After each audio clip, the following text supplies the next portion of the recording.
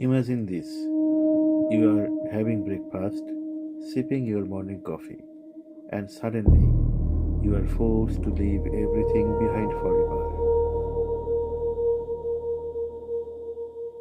This is not a horror movie set.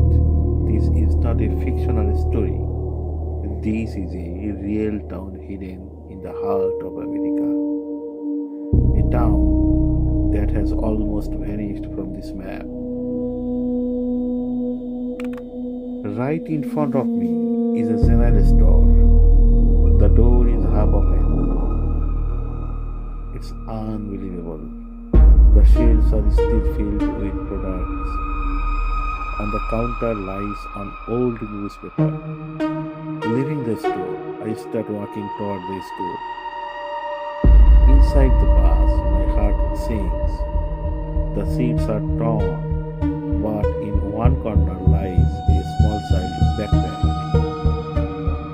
The school corridor is dark and damp.